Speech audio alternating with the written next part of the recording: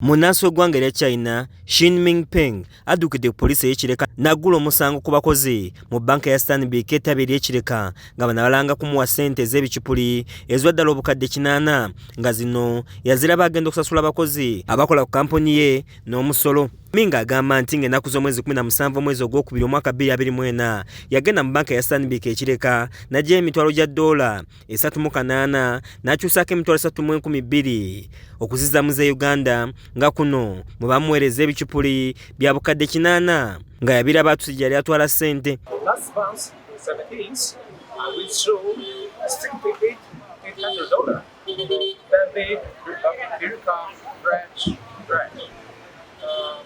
But the bank gave me $20,000 fake money. Omwogezi wa poliisi mu Kampala n'emirirwano Patrick Onyango akasizza nti kituufu Mingi yaddukira ku poliisi ey'Ekireka ne yeekubira enduulu nga ssente zino yazizzaayo mu banka n'abategeeza wabula baazisigaza nga beekennenya ensonga ze. Police in Kireka are investigating a case where a Chinese national complained against Stanbic Bank Kireka branch.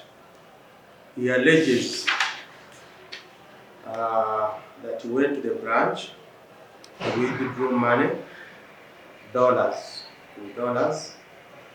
and he was given money, but some of them were not genuine, they were counterfeits. So he went back to the bank and complained to the bank, and the bank said he would look at it.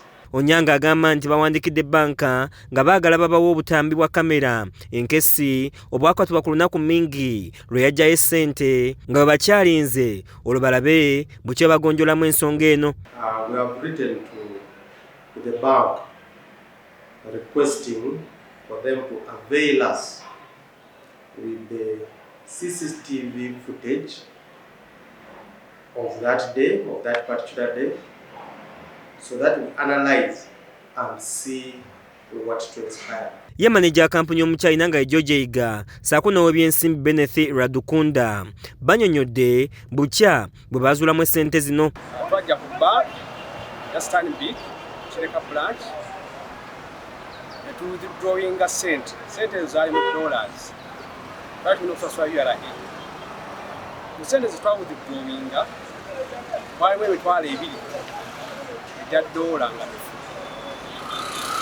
Twakiriyalizinga tutya tuka ssente twaziggyeyo okusasula emisolo ne bills endala eza kampuni nga tugenda okutuuka wakati nga ssente endala nfu. Kyetwakola branch y'Ekireka bajja ssente netubagamba mwatuwa ssente bo ne batugamba tebawa ssente.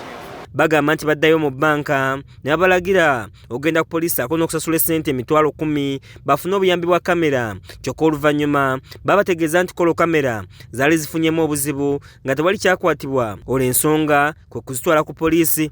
Basaba ebintu bisatu: tugende ku police reporting, tufune court order, then tusasule n'emitwalo 10,015. Ki ekyakozesa twali twagala kulaba footage eyo kuba vidiyo eyo okulaba ki ekyaliwo ku lunaku olwo nga bagaba ki nga bagwa ssente. Kati ebintu ebyo byonna twabifuna ne ssente zaabwe emitwalo 10,015 tuzisasula, naye bwe tuzisula tulaga vidiyo